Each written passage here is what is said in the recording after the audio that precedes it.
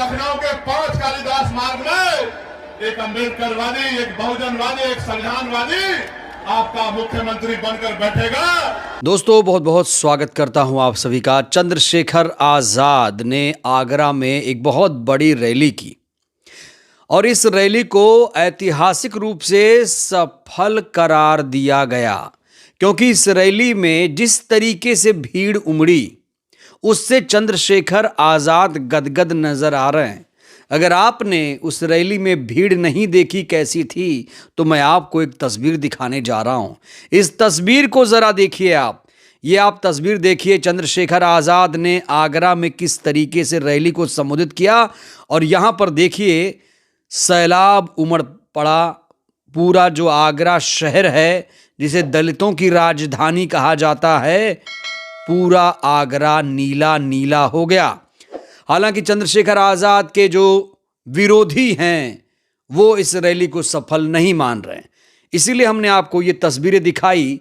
और यहां पर एक तस्वीर और सामने आई है, जहां पर आप देख सकते हैं बाबा साहेब मानवर कांशीराम जी को नमन करते हुए चंद्रशेखर आजाद नजर आ रहे हैं। चंद्रशेखर आजाद ने वैसे तो बहुत सारी बातें इस रैली में कही हैं, लेकिन जो सबसे बड़ी बात है वो ये कि हम 2027 में उत्तर प्रदेश में सरकार बनाएंगे। ये ऐतिहासिक ऐलान दलितों की राजधानी आगरा से किया गया। तो आज हम समझने की कोशिश करेंगे चंद्रशेखर आजाद का जो ये दावा है कितना पुख्ता है। क्योंकि देखिए 2027 में उत्तर प्रदेश में विधानसभा का चुनाव होने जा रहा है और हर पार्टियां अपने अपने तरीके से इस चुनाव को जीतने का दावा कर रही हैं। वहीं अगर बीएसपी की मैं बात करूं तो जब भी गठबंधन का जिक्र होता है तो बीएसपी चीफ यही कहती हैं कि हम अकेले अपने दम पर सरकार बनाएंगे। 2007 को 2027 में दोहराया जाएगा। अब बड़ा सवाल यह है, इंडिया गठबंधन में कौन कौन आ सकता है? क्या सिर्फ कांग्रेस और समाजवादी पार्टी इसमें रहेगी, या फिर ओवैसी की भी एंट्री होगी, या फिर चंद्रशेखर भी इंडिया में एंट्री करेंगे, या फिर एक बहुत बड़ा गठबंधन बनेगा? विस्तार से करेंगे चर्चा। आज हमारे साथ हैं खास मेहमान। वैसे चेहरा नया है, लेकिन जब आप इन्हें सुनेंगे तो यकीनन आपको इनकी बातें पसंद आएंगी, उम्मीद करता हूं। इनका नाम अमान है। अमान जी बहुत स्वागत आपका। ये जो रैली हुई है, सबसे पहले तो इस रैली पर आपकी मैं टिप्पणी चाहूंगा। आज जो चंद्रशेखर ने अपनी रैली की है, देखने से उसके जो वीडियो और जो फोटोज़ आए हैं वो तो देखने से ऐसा लग रहा है कि बहुत सफल ही रैली हुई है। और अब तक की इनकी रैली में मेरे ख्याल से सबसे अच्छी रैली मानी जा रही है। अच्छा, तो जो दावा किया गया 27 में सरकार, क्या देख रहे हैं अभी इसमें? 27 में सरकार चंद्रशेखर के अगर की तरफ से आप बात करेंगे तो ये तो बहुत दूर की कौड़ी है। सबसे पहले तो चंद्रशेखर को गठबंधन करना पड़ेगा मायावती से। अच्छा। बिना मायावती जी के चंद्रशेखर जी की कोई वैल्यू नहीं है। अच्छा जी, आपने कहा मायावती जी से गठबंधन करना चाहिए चंद्रशेखर को, तो ये गठबंधन की पहल करेगा कौन? बड़ा सवाल तो ये है। देखिए हर बड़ा बड़ा होता है, छोटा छोटा होता है, तो पहल तो छोटे को करनी चाहिए।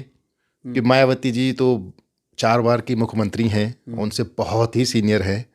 मतलब हर बच्चा उनको अपना आदर्श मानता है। तो अगर चंद्रशेखर अपने तरफ से पहल करेंगे तो बहुत अच्छी बात रहेगी, क्योंकि मायावती जी इतनी बड़ी लीडर हैं, वो पहल करेंगी तो ये चीज़ अच्छी नहीं लगेगी वोटरों में। तो मेरा मानना है कि चंद्रशेखर जी को ही पहल करनी चाहिए और कोई बुरी बात नहीं है। आपकी आइडियोलॉजी सेम है, आप भी बहुजन के हिताए हैं और मायावती जी भी हैं बहुजन के हिताए हैं, तो आपको तो पहल बड़े जोर शोर से करनी चाहिए। अच्छा जी, नहीं, कई बार तो उन्होंने कोशिश की कि हमने फ़ोन किया, हालांकि फ़ोन कहाँ मिला, किसने उठाया, ये पता नहीं चल पाया। देखिए फ़ोन किया, फ़ोन नहीं उठाया, ये तो सब कहने वाली बातें हैं। आप आइए, एक मंच से आप बोलिए। आपने आज रैली की, आज मंच में ये बात बोल सकते थे कि मायावती जी मैं आपके साथ जुड़ना चाहता हूँ। मेरा सपना वही सपना है जो आपका और काशीराम जी का है, जो बाबा भीमराव अम्बेडकर जी का है। तो इसमें आप ओपनली बोल देते तो कोई दिक्कत नहीं होती। अच्छा चलिए, मान लीजिए कि ये दोनों साथ आ गए, फिर इंडिया गठबंधन का इक्वेशन कैसे देख रहे हैं आप? उधर कह रहे हैं कि ओवैसी जी आ रहे हैं, कांग्रेस और सपा मिल चुके हैं, क्या लगता है एक्सपेंशन होगा उसका? देखिए ये तो बहुत दूर की बात है, मगर मेरा मानना है ये है कि मायावती जी जिस तरफ जाएंगी उस तरफ का पल्ला भारी हो जाएगा। अच्छा जी 100%। मायावती जी का जो वोटर बैंक है वो सॉलिड है। विरोधी कहते हैं वो तो खत्म हो गई। अरे विरोधी तो देखिए, विरोधी का काम ही है विरोध करना। अच्छा, अच्छा। अब तक कर क्या रहे हैं वो? आज जाइए थानों की हालत देख लीजिए क्या है। अब जो विरोधी हैं वो खुद ही थानों या तहसील में या कहीं भी जाएं वो देख सकते हैं। मायावती के जो भी मुख्यमंत्री थी तो उनका जो कार्यकाल था वो स्वर्णिम कार्यकाल था। स्वर्णिम काल का। जी जी, वो रामराज था। वो राम राज्य था। जी जी, मतलब ये रामराज असली नहीं आप कह रहे हो? ना ना ना ना, असली रामराज तो जो मायावती के शासनकाल में था वही रामराज था। 2007 से 2012 तक जब मायावती की पूर्ण बहुमत से सरकार थी, असली रामराज तो तभी था। आप जाइए उस टाइम पे किसी भी बुजुर्ग, किसी भी बड़े बुजुर्ग से आप पूछेंगे तो यही बोलेगा। अभी 24 जनवरी को यूपी दिवस था, तो यूपी के मुख्यमंत्री ने कहा कि पहले यूपी बीमारू प्रदेश था, 2017 से अब हमने इसको खुशहाली ला दिया यहाँ। देखिए वो तो नेता हैं, मुख्यमंत्री हैं, वो तो बोलेंगे ही, बुराई करेंगे ही। जो मायावती जी ने शिक्षा, चिकित्सा, रोजगार में जो काम उन्होंने कर दिया है ना, ये तो सपने में भी नहीं सोच सकते हैं। मायावती ने जो जो योजनाएं चलाई थी, जो नोएडा, गाजियाबाद, लखनऊ को चमकाया है, मतलब गाजियाबाद से लेकर बलिया तक और बुंदेलखंड से लेकर पलिया तक कानून व्यवस्था एक नंबर की। जो आज कानून व्यवस्था की दुहाई दी जाती है कि कानून व्यवस्था इतनी अच्छी हो गई, इतनी अच्छी हो गई है, वो मायावती के शासनकाल की कानून व्यवस्था देख लीजिए। अधिकारी कांपते थे जी, पूरे पूरे थाने सस्पेंड हो जाते थे। जरा सा किसी के ऊपर भी उंगली भी उठती थी तो पूरे पूरे थाने सस्पेंड हो जाते थे। जरा सा क्राइम होता था तो अधिकारी, बड़े बड़े अधिकारी नपते थे। आज क्या है? कुछ नहीं। अच्छा, आपने कहा कि चंद्रशेखर को पहल करनी चाहिए। अगर बहन जी को इंडिया गठबंधन में आना हो तो कौन पहल करेगा? कैसे होगा कि इंडिया में वो आए? फिलहाल वो ये कह रही हैं हम गठबंधन में नहीं आएंगे। देखिए वो तो बड़ी नेता हैं, वो जो सोचती होंगी अच्छा ही सोचेंगे। इंडिया गठबंधन में इस टाइम कांग्रेस और सपा है। यूपी की बात करें तो साथ साथ लड़ भी चुके हैं। क्या हश्र हुआ है आपको ही पता है, हमको ही पता है। अगर वो मायावती जी से संपर्क करते हैं ये तो बहुत अच्छी बात है। मगर इसके लिए पहल तो कांग्रेस को करना चाहिए। अच्छा। और पहल करने के साथ साथ उनको सीटें भी सम्मानजनक दी जाएं। ये नहीं कि कुछ सीटों पे आप काम चला लिए, 10 सीट ले लिए, 20 सीट लिए, 100 सीट, ना ना ना, सम्मानजनक सीट चाहिए उन्हें। देखिए सबसे पहले वो इतनी पुरानी लीडर हैं भाई, अखिलेश यादव से बड़ी हैं वो, राहुल गांधी से, हाँ राहुल गांधी से बड़ी हैं। तो भाई उनको तो सम्मानजनक, हर चीज़ में सम्मानजनक। पार्टी भी राष्ट्रीय पार्टी है, जाहिर सी बात है। और उनकी जो सोच है, उनका जो वोट बैंक है, और उसके साथ साथ मुस्लिम वोट बैंक अगर जुड़ जाता है तो फिर कुछ आपको प्लस ही प्लस होगा। प्लस मतलब कि आपको हराने वाला कोई पैदा ही नहीं हुआ है। मुसलमानों के, यूपी के मुसलमानों के दिल में अभी क्या चल रहा है बहन जी को लेकर? चंद्रशेखर बहन जी किसको चुनेंगे? वो देखिए चुनना हो तो किसे चुनना चाहिए? मुसलमानों के साथ तो हर पार्टी ने बहुत बड़ा धोखा किया है। वो आज अपना नेता ढूंढ रहे हैं, एक विकल्प की खोज रहे हैं। क्योंकि 2007 से लेकर 2012 तक जो मुसलमानों ने ग्रोथ पाई, जो उनको सिक्योरिटी मिली, कानून व्यवस्था उनके लिए बहुत अच्छी थी, आज बहुत बुरी दुर्दशा हो चुकी है। और मुसलमान मायावती जी को हमेशा से बड़ी बहन, बड़ी माँ के नज़र से देखते रहे हैं। कोई भी मुसलमान, आप किसी भी मुसलमान से पूछेंगे तो मायावती जी की बुराई नहीं करेगा। तो अब वो क्या अखिलेश के साथ जा रहा है या वो ओवैसी जी के? नहीं है। अखिलेश और ओवैसी के तो देख ही चुके हैं, हुआ है क्या कर लिया उन्होंने। मायावती जी को बहुत आस की नज़र से देख रहा है और मायावती जी का बहुत आदर सम्मान करता है तहे दिल से। वोट देगा कि नहीं? आदर सम्मान तो कर रहा है। वोट देखिए, जितना मेरे तरफ से मैं जितना जाता हूँ, गांव शहर जाता हूँ, तो मुसलमान का दिल मायावती के लिए बहुत ही नर्म हो चुका है। और चंद्रशेखर जो रैलियां कर रहे हैं, एक्टिविटी दिखा रहे हैं, क्या उससे चुनौती है कुछ बसपा को? नहीं, इतनी बड़ी तो चुनौती नहीं मानी जाएगी कि चंद्रशेखर अभी बहुत छोटे हैं, अच्छे नेता हैं, विचारधारा अच्छी है, बहुजन की विचारधारा है और सबको साथ लेने वाली विचारधारा है। मगर अभी वो नगीना की एक सांसद ही बने हैं, अभी वो पूरे यूपी के नेता नहीं बने हैं। अब देखिए, इससे पहले वो 2022 में गोरखपुर से लड़े थे, क्या हासिल हुआ उनका?